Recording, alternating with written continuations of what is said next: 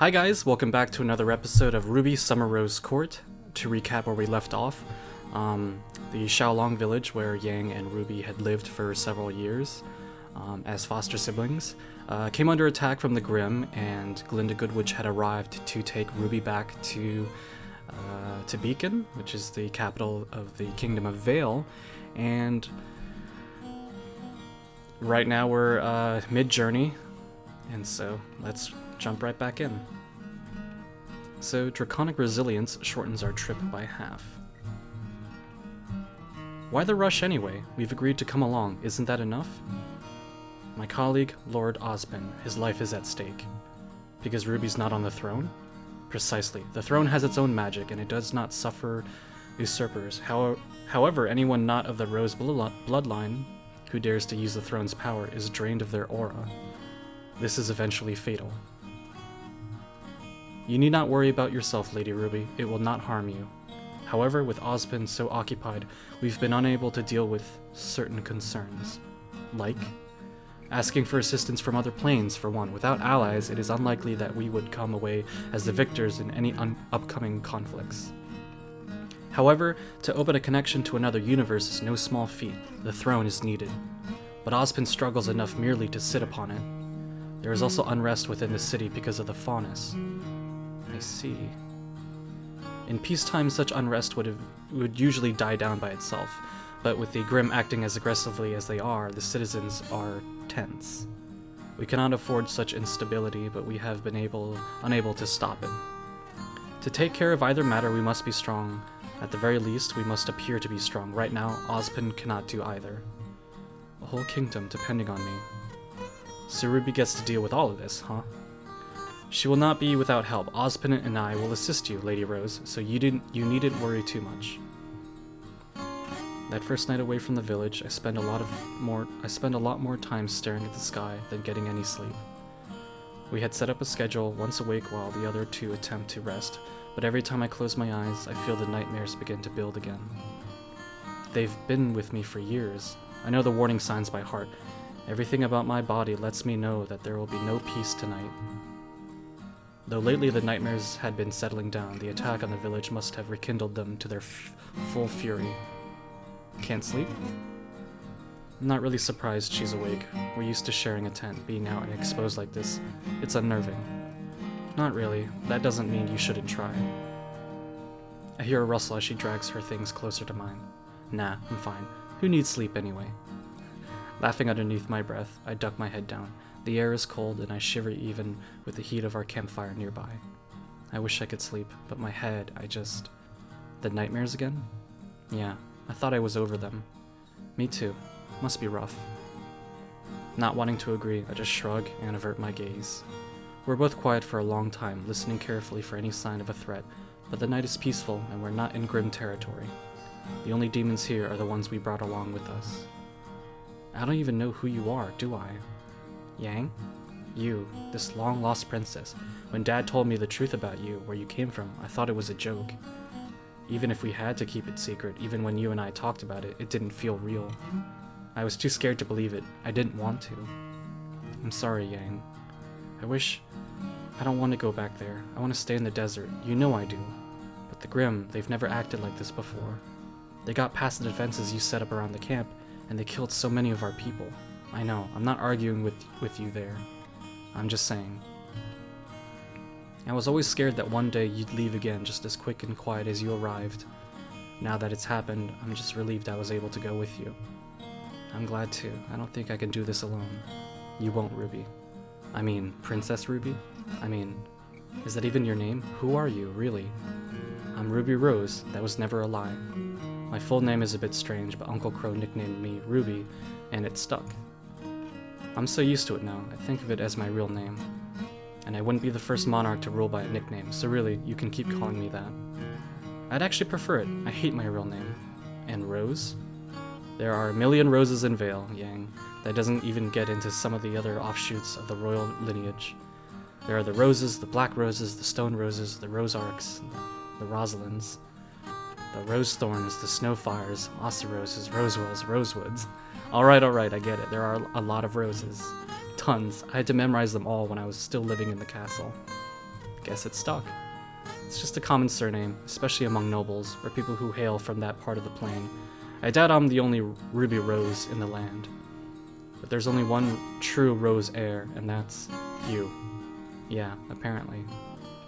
It's kind of nice to finally be able to talk about this stuff. Well, I'm here if you ever need to vent. But so it doesn't catch me by surprise, what is, your princess name? Leaning closer, I put a hand on her shoulder and whisper it into her ear. She starts laughing. Yang, no, it's not funny. Oh my god, that is the dorkiest. Yang! How do you even spell that? Covering my face, I turn away from her. You're the worst. I knew I shouldn't have told you. Don't worry, little Rose. I'll keep your name safe for you. That mollifies me somewhat, but I'm still peeved for a while that she laughed at me. Sometime in the middle of the night, I fall asleep next to her, head resting on her shoulder. She takes both of our shifts. Aw, that's so nice. Good sibling relationship. We rise early in the morning and travel well into the night, stopping only for necessities in the midday sun. God, I can't talk right now. Your Grace, are you ready to leave yet? Yang, stop calling me that. Yes, a princess should be properly addressed as Your Highness. After her coronation, of course, you should refer to her as Your Majesty. In that case, Your Highness are... Don't even, I swear, I'll make you the court jester. New art style. Gradually, the land shifts from sand and sparse desert scrub to more and more green, rolling hills of grass and trees. It rains, much harder and longer than what Yang and I are used to, but still, we ride through it. Ugh, I'm soaked. My cheeks are getting numb. And I don't mean the ones people kiss, not normally anyway. It is almost noon when we finally arrive at Beacon, the sun high overhead. That is a huge city. The light glints off the surface of the lake. There are ships, some anchored in the harbor and others heading eastward toward the river's mouth. Ember and Chalika's claws scrape and clatter as we cross the bridge. There's more than enough space for us to ride abreast. Halfway across the bridge leading into Beacon, Glinda raises one hand, not slowing a bit. She sends something flying into the air. When the object reaches its peak, she opens her fist and it explodes, a loud rumble booming out for any in the area to hear. Why'd you do that? To inform the guards I've returned. As I said, haste is important. We pass the first of the city's walls easily enough. The guards posted wave us through with hardly a glance. The castle gates are another story, still closed despite Glinda's signal. It takes a few shouts to rouse the two guards that stumble out. One of them is sleepily disheveled, his hair uncombed and sticking up at odd angles. At least he has his spear and his mail. The other has only his clothes, a helmet askew on his head, and a now dripping mug. Probably ale, the smell coming off them both is anything to go by. It takes them a few tries, but eventually they open the gate and we enter the castle's courtyard. You know, you've got good walls and all, but shouldn't you have more than 2 trunk guards for a gate this important? Torchwick's men again. I'll have to talk to him. Torchwick? He's part of, like, the royal guard? That's interesting. Another matter for another time. For now, Ozpin is waiting. Wow, look at that. As we approach the throne room, I feel an impressive stillness in the air itself, terrible, yet familiar. It sets me on edge. My palms begin to sweat the way they do on nights when I can't sleep for fear of what nightmares await me. Glinda notices it too. She picks up the pace, her heels clicking harder on the stone floor as she throws open the doors to the throne room. Oh no. A strange man is sitting on the rose throne, the telltale blaze of his semblance flaring up like a bonfire. Steel rose vines encircle his wrists, shackling him to the throne. Another row of vines wrap around his throat, tight as a vise, forcing his head upright. Rivulets of blood course down his neck, crusting on the front of his shirt. He opens his eyes, staring directly at me. It isn't fear or confusion that strikes me at the look in his eyes, but a deep jolt of recognition. He holds my gaze for a heartbeat before breaking the connection between us, and the storm dies down. Wow, that's really unsettling. Struggling to resolve the dissonance between my revulsion and fascination, I keep silent as the waves of aura fade away. The world calms, the air settling from the magic that had just filled the room. There is no recollection ticking the back of my brain anymore, and no terrifying specter on my parents' throne. Just an old man trembling on a chair that is far too big for his frail body. Addled with pain and confusion, the man doesn't look at me anymore, but through me, eyes seeing something that the rest of us can't reach. Ozpin! She trots over to him, carefully peeling the vines away from his neck and wrists. Ozpin doesn't say anything to indicate that it hurts. Limply, he allows her to put his coat back on and roll his sleeves down, helping him to stand up. I told you not to use the throne unless absolutely necessary. The man's voice is faint, hoarse. It was necessary. Turning his attention to me again, he manages to focus. A crooked smile makes his face handsome, almost. Genuine kindness shines from his eyes. Ruby Rose, the last time I saw you, you were but an infant swaddled in your mother's arms. Before he can say anything else, his eyes roll back into his skull, and his knees give way. Whoa! Yang runs out to help catch him, helping Glinda set him gently on the floor. Who is this guy? This is Lord Ozpin, the man who has been trying to keep this kingdom safe, and a very dear friend. Glinda takes his hand to inspect the wounds on his wrist. And an idiot who has lost far too much blood. Glinda calls for a guard and hovers anxiously as they take him away. She speaks under her breath, not to me or to Yang, but to herself, her fists clenched and unclenched, nails digging into her palms. He's dying. He's dying right now. I told him one more session on the throne would be too much, but he... Noticing us staring at her, she straightens her back. Ruby, it's time. We need to crown you immediately. My heart sinks like a stone, blood pounding in my ears. Me? On that? I cast my gaze over to the throne. Drops of blood still dot the armrests, sinister with intent. Thing? And now you can see with your own eyes the price of being a usurper. Fear not, Rose. As the rightful heir, you don't risk the same dangers the throne poses for Ozpin. But if you don't sever his connection with the throne and establish yours... Taking my hand in a fierce grip, Yang pulls me away from the throne and from Glinda. Heat sparks up, flames coursing through the twitching muscles in her arms and back. No way! Ruby, come on, we're leaving. You are not getting on that death trap. We never should have even come here. I'm not scared. You're right.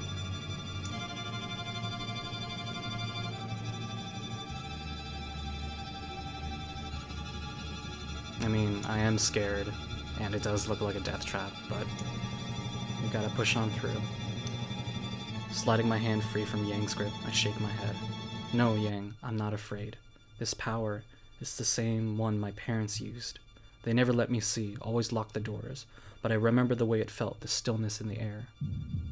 A shiver rolls down my spine. Swallowing the lump in my throat, I try not to let my voice shake as I speak to Glinda. You said it won't hurt me like it hurts Ozpin, right? That's correct. Then let's do it.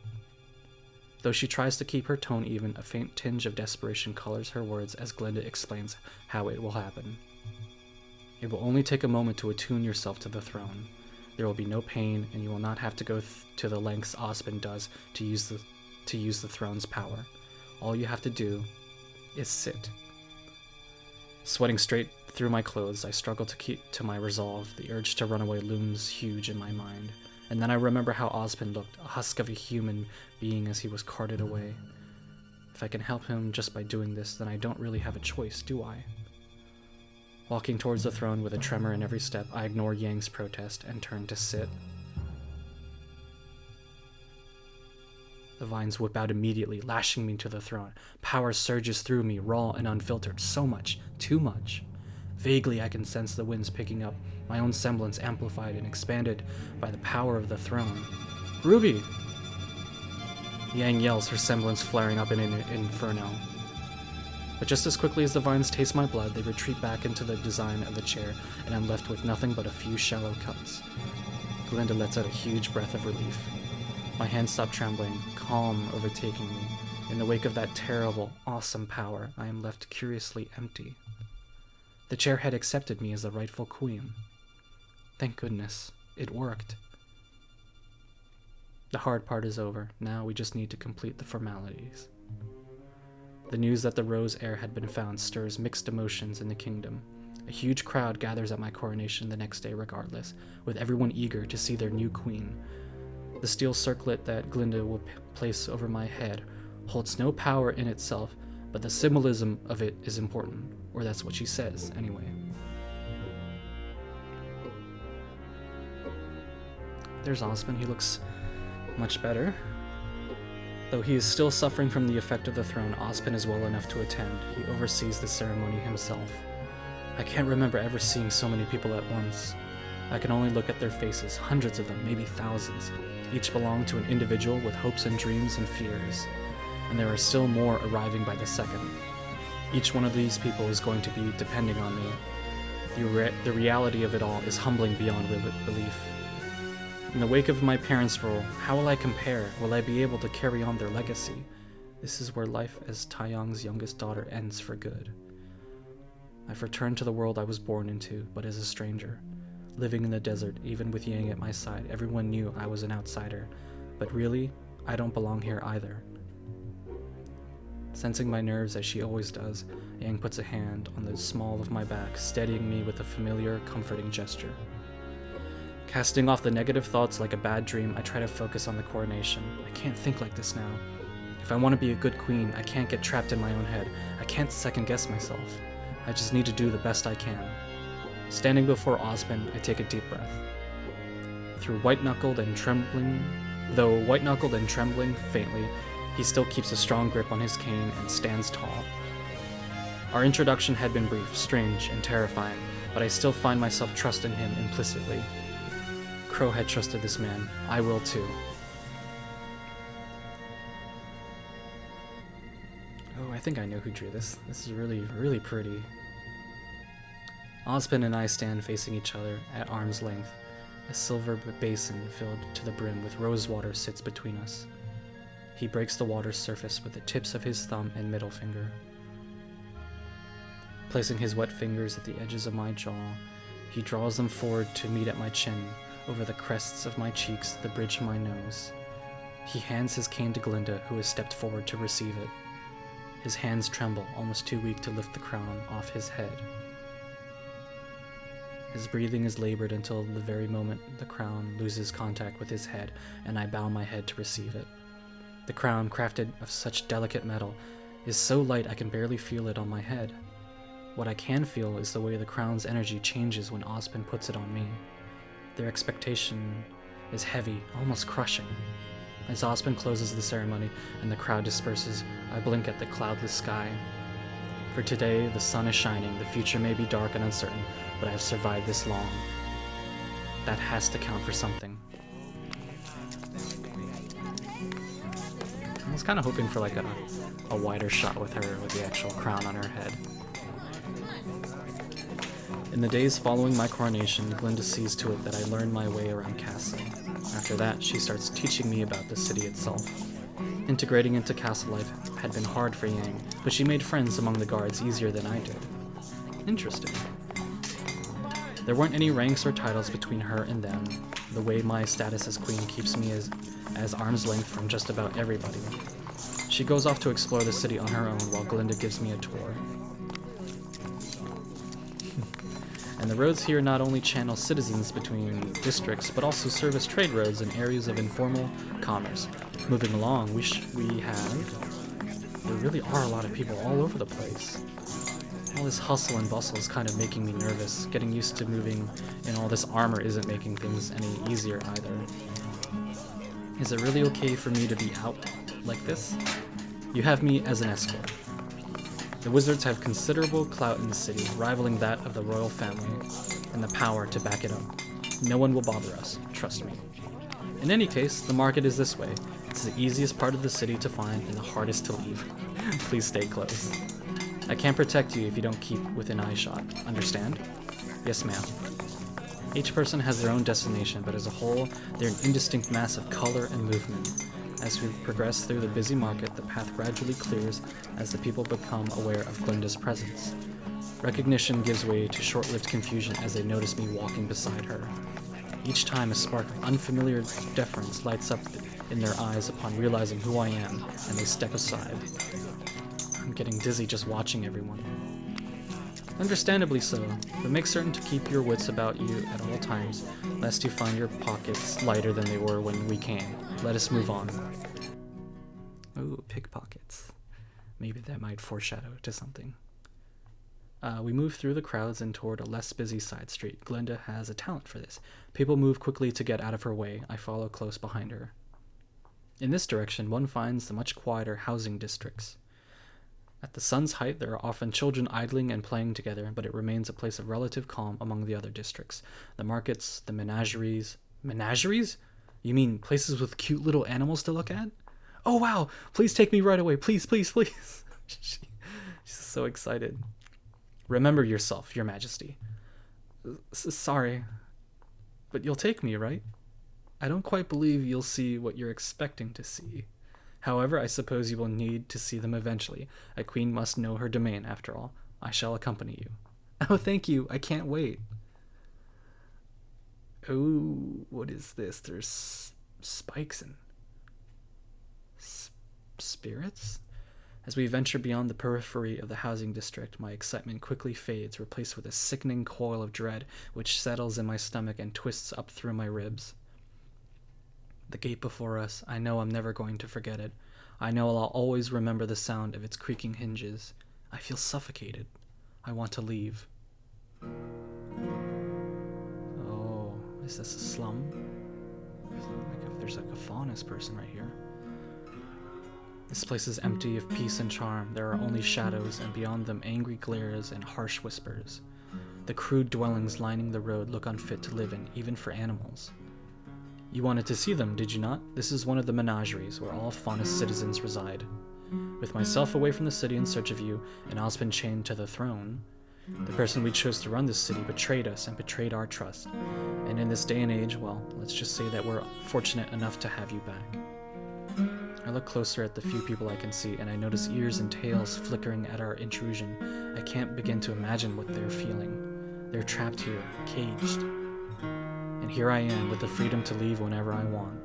I can feel their hate like pressure on my skin. This must seem like mockery. Two human nobles come to gawk at the spectacle. I don't think any of them were there to see my coronation. I hadn't noticed any animal features in the crowd, but I'm their queen too. Do they recognize me? I can hear a baby crying in the distance. Those children old enough to walk are wandering about, eyes listless and vacant. I bow my head to hide my expressions from Glinda as I turn towards the gate again. I've seen enough. This isn't what I thought it would be. So in her mind, menageries meant like a place to see cute animals? Was that like a childhood memory where she did come to these menageries and saw people with animal features, the faunus, and mistook them as actual animals? It's interesting to think about. And here we see Blake hiding in the shadows. As I turn, I see a woman watching me from an alley. Her gold eyes, slanted as if in accusation, fix me with a penetrating glare. Feline ears protruding from the crown of her head perk up for a moment before they flatten against her skull in anger. There's something about her, something in her eyes, in her stance, that feels different from everyone else. Like she's accustomed to this filth, yet not a part of it, separate, above it. Even here, she stands with ease, without the sense of defeat I see on every other face present. Tossing me one last disdainful glance, she folds her arms and disappears into the back of the alley. Glinda and I leave.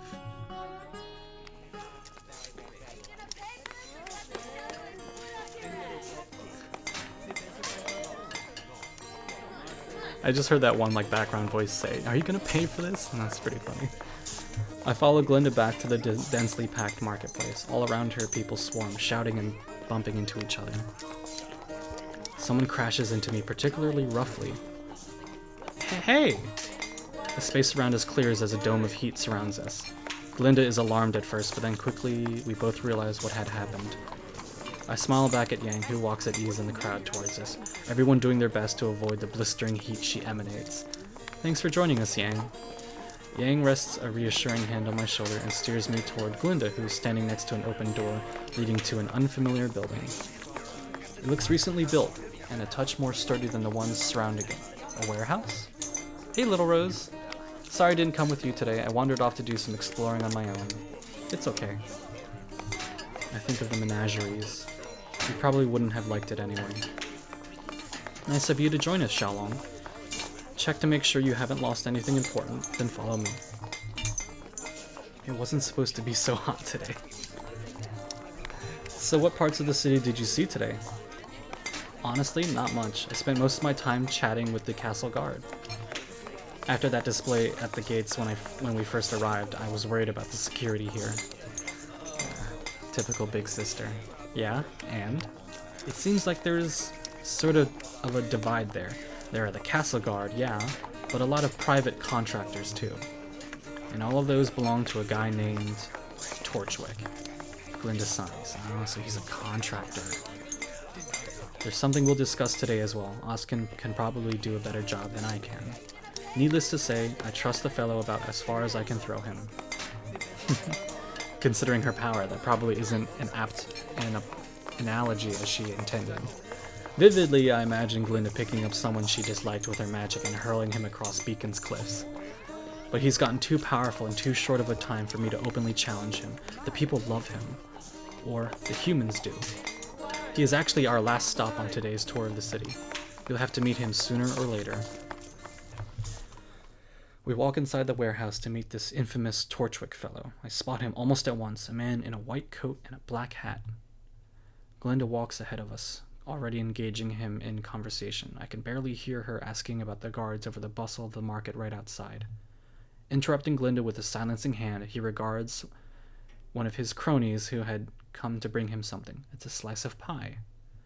Lifting it to his nose, he gives it a few whiffs before his face crinkles in disgust.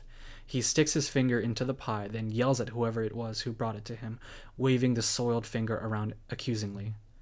Only when he's done giving his employee a thorough tongue lashing does he return his attention to Glinda and to us.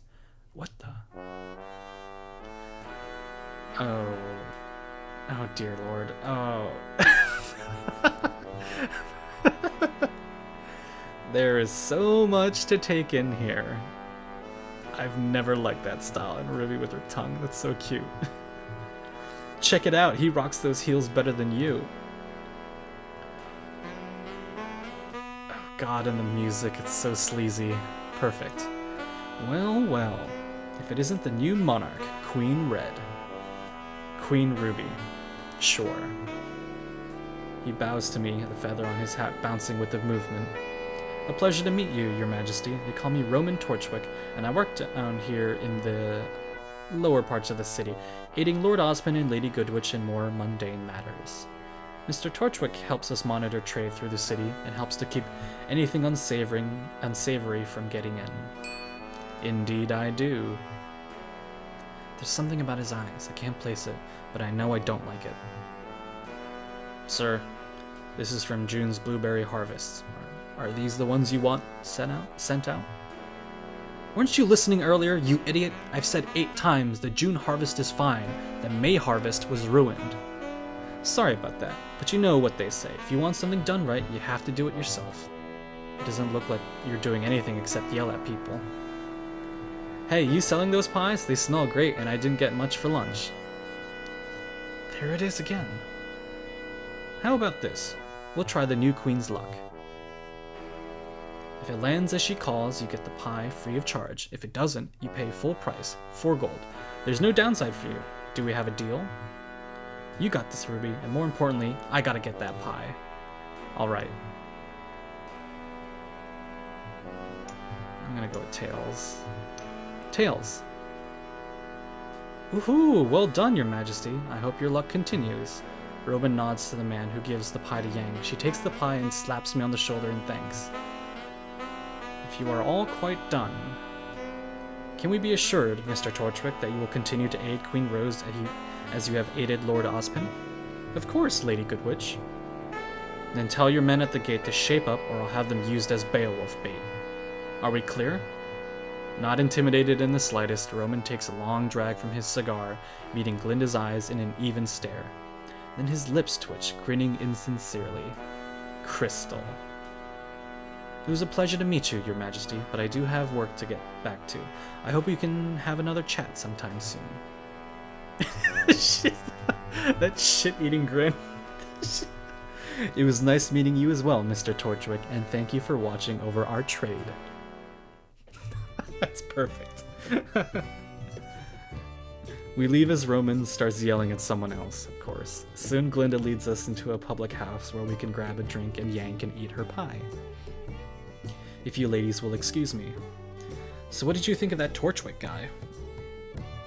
I don't really know. He seemed okay, but there's something about him I don't like. I just can't put my finger on it. That's fine. You don't have to figure it out yet. Still, we should keep a close eye on him. It's never good to ignore a bad feeling. Instincts are the dark part of our mind sending us a message. Just remember what Dad always said. Never trust a merchant. Haha. I nod absently. What was that I saw in his eyes? Anger? Mockery? He knows something. Glinda returns and I remember something I'd been thinking about since the coronation. Seeing the woman in the menagerie and meeting Roman has only made me more determined. Glinda, there was something I wanted to talk to you about. Yes? I know I was just supposed to be the queen, that all you need me to do is sit on the throne and wear the crown, but I want to help people. Your mere presence, I want to do more though, whatever that means, whether it's keeping an eye on trade or keeping track of the kingdom's records, whatever it is. I think a queen should do more than just be present. Very well.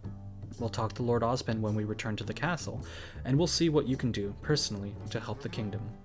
I'm sure your subjects will appreciate it.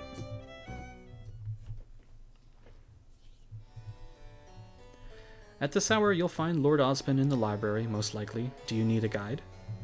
Nah, I got it. The man in green gave me schematics to the castle and the city, so I've got it all up in my noggin. Come on, Ruby, I'll show you the way. The man in green? Oh, is she talking about Ozpin? There he is.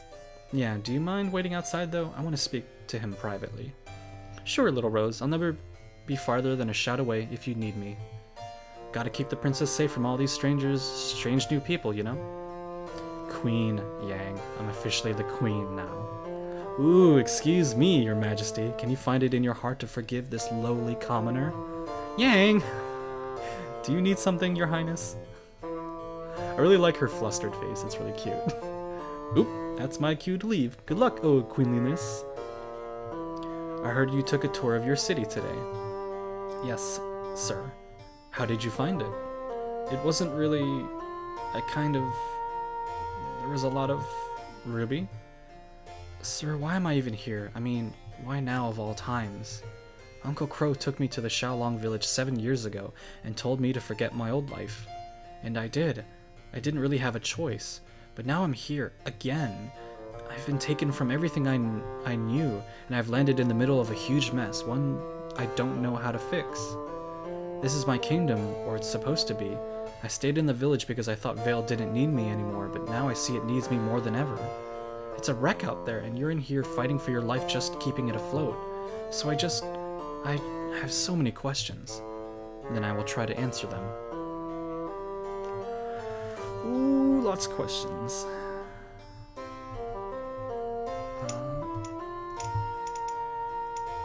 Let's do this.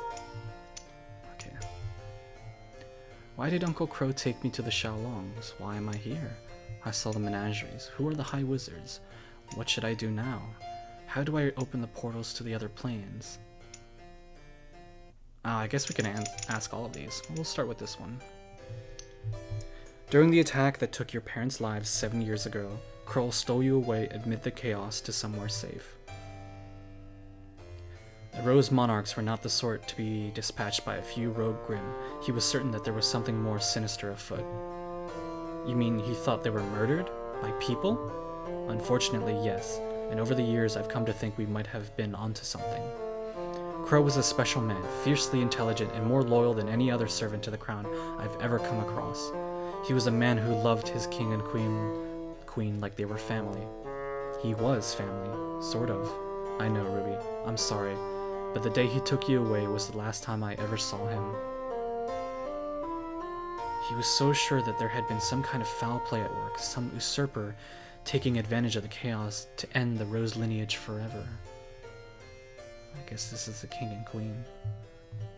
Their deaths and yours would leave the throne free for any who wish to claim it.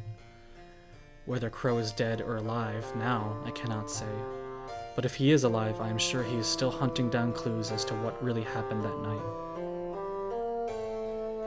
Taiyang and Yang, as to why we took you to the Xiaolongs, he knew that they were far removed from any sphere of political influence.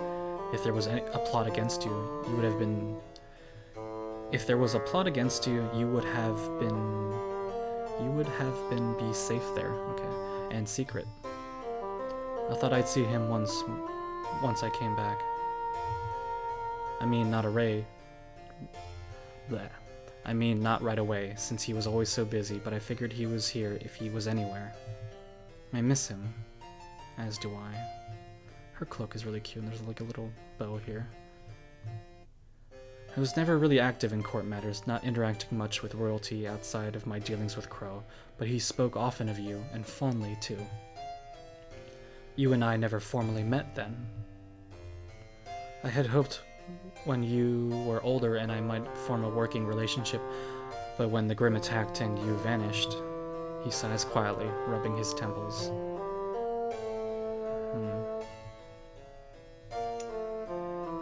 I know this question. I know the answer to this. I saw the menageries. The blame for that falls completely under my incompetence as a ruler. At first, Torchwick's involvement with the community was a blessing. While I fought for my life here on the throne, it felt like someone had risen up to help sort the common folk in the wake of the disaster and political turmoil that followed your parents' death. But before I knew it, he was too powerful for his own good. Greed had driven him to extremes, and there's nothing people love more than a scapegoat. The issue of the menageries is one that troubles me greatly, Ruby Rose, more than I can express with words. I know Crow would have never let things get this bad, but without his guidance, I honestly don't know how we can turn this around. I wish I had all the answers, but I don't. Not for this, at least. Well, there's something Crow always told me. No matter how far you go in a bad direction, you always have the power to turn around. And as rulers, we have even more power than most. You and I are going to fix this together, somehow. I admire your optimism. You carry your parents' fire, certainly. Bringing you here might be exactly what we need to turn things around, after all.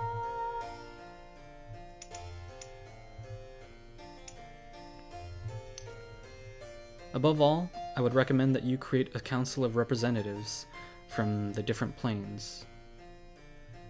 Here's Pyrrha, here's Weiss, here's Ren, here's Nora. Does that mean that the rest of Team Ruby and Juniper are from different planes? I kind of had it in my mind that they all existed in the same plane, but I guess not. When we send out our requests for aid, they will most likely respond with dignitaries and monks, priests and warriors, whoever they deem fit to answer the call. In some cases, they may not even deign to send us anyone, and you will need to go through the portal yourself to establish contact. It will be your job and mine to convince them that their aid is needed. And this is the hardest part. You must accept it. Wait, how's that hard? Here's Weiss. People have a way of being contrary. The differences between the planes will only exacerbate these difficulties. Here's Pyrrha. You'll have a table full of conflicting opinions, and as the one who called upon them, it is your place to ensure that everything goes smoothly. Ren. You might receive conflicting advice, and Nora, it will be your job to sort through their complaints and confirm their commitment to our cause. But don't worry, you'll have me at your side and Glinda as well. We will serve you as we served your parents. By the time we're done with you, you'll be well groomed for leadership. It is your birthright. Okay. So, as of now, it's Ruby, Yang, and Blake who exist in this plane, but it seems like Weiss and the rest of Juniper... Oh, we didn't see John, so John might be in this one. But Weiss, Pyrrha, Ren, and Nora, they might be from other planes, so that's kind of interesting. Huh. How do I open the portals to the other planes? First, we must establish contact with the High Wizards. The rest is a matter of ceremony and witchcraft. It's not easy, but we will walk you through the ritual. We will give you a list of our allies and their planes, and you will choose who to approach and when. I must warn you now, Ruby Rose, the stress of opening a portal has been known to kill. As dire as our need is, there are none who would call you a coward for being hesitant. In the end, we cannot force you to open a portal against your will. I don't know yet if I want to open any portals, but if you think it's what we should do, then I have to at least try. Who are the High Wizards? You've already met one of them. Lady Glinda of the North Mountain is... Wait, Glinda's a wizard? I mean, I knew she used magic, but with a title like High Wizard. I guess that explains how she didn't die of heatstroke wearing that ridiculous outfit in the desert. I'd advise you as to not let her hear you say that. She's a prodigy among the wizards and has well earned her place here in the court. Oh, I know. I was just saying, she's so strong. It makes sense. So what do the High Wizards do? I know they manage the portals, but other than that, I never learned much about them. As a group, they study the ancient languages and magics of Veil. They work beside the crown rather than serving directly under it, and the eldest of the wizards guard and maintain the portals to other planes. As difficult as it was for me to wear that crown, it was 10 times as taxing for them to continue their duty. Even when closed, the portals demand attention. The High Wizards suffer great emotional and physical pains to keep the portals from crumbling around us and to keep the magic protecting the city running at full capacity. This is to say nothing of how impossible it would be to actually open a portal. Even with a full-blooded Rose monarch on the throne, the strain of opening a portal may very well kill one of the High Wizards. Oh, or you, Your Majesty. It is not a task to be undertaken lightly. Do you really not remember any of this? What part of I was taken away in the dead of night during a grim attack, dropped off in a strange village, and told to forget my old life, do you keep forgetting? Ooh, some sass. Of course. You have to understand, Ruby, we didn't even know where Crow had taken you until very recently. I assumed all this time that you would be with him. And even when we did learn, I was hesitant to bring you back to this mess. Indeed. Maybe it was selfish of me, but Crow valued your safety above all things. I wanted to respect that. I don't have any more questions. Then we'll begin the preparations to open the portals as soon as you are ready, Your Majesty. Your first order of business will be to choose the members of your council, as your predecessors did in times of crisis. As Queen, can I make a request? Of course. I want Yang on my council. If there's a representative of every plane, then we need one from our plane too, right? I'm not sure that's wise. His face. I know she's brash and wild, but Yang is a competent fighter and a smart tactician. She helped organize the militia back home, and she and her dad, they both took care of the village's needs. She's smarter than people give her credit for, and she picks up on things I miss. I need her with me. We'll call her the Queen's Guard or something. She might even be able to help with the garrison here, if they'll have her. That can definitely be arranged. The threat from the creatures of Grimm is greater now than it has ever been, and your kingdom will need to be more than the sums of its parts in order to combat it. Are you prepared for this? Do I really have a choice? Always. Then yes, I'll be ready as soon as tomorrow. After all, if I'm going to be queen, I can't just sit around on the throne while you and Glinda take care of the dangerous work. Yeah, Ruby, taking responsibility. This is my responsibility. I'm taking it. And I will be with you every step of the way. Awesome.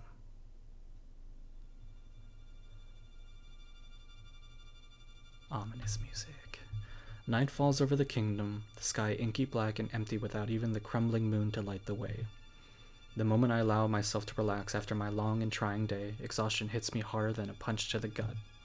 The bed I collapse into is my own, the same as it had been 7 years ago. It smells like dust and age, but mostly it reminds me of my mother.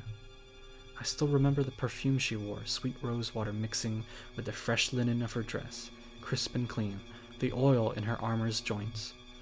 Oh no, the heavy gray feeling that lingers in the air before a rainstorm, Burying my face harder into the pillows, I try not to remember that the bed is still far too big for just one person.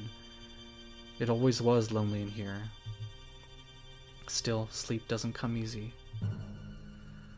Here's a Nevermore, here's a Borbatusk, King Tajitsu. I think the ones on the left are more original. That's pretty cool. The nightmares are only getting worse.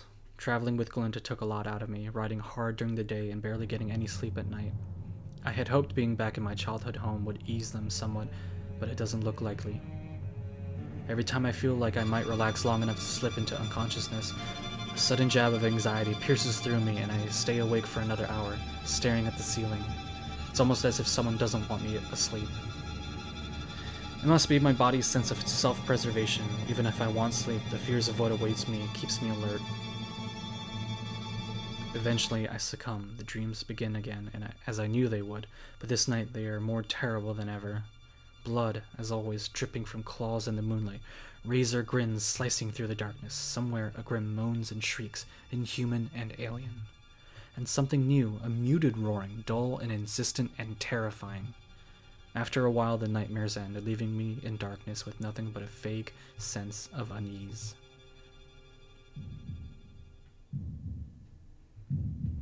It's terrible.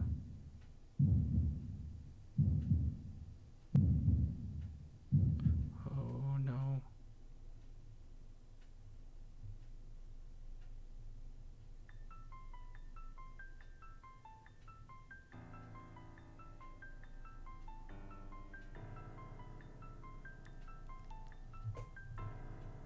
Act 2, Part 2. So, this looks like setting up the council. We see Weiss and Blake in the foreground, which is very interesting. Sounds like they're gonna be major characters in this new part. And we see all of Team Juniper in the back. That's cool.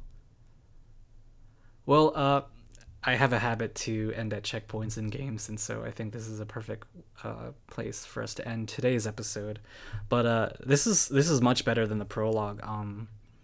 The artwork is very interesting. The humor is very much on point. They have captured essentially like the canonical personalities from Ruby, but of course they have adjusted it to the world that they have crafted here in Summer Rose Court.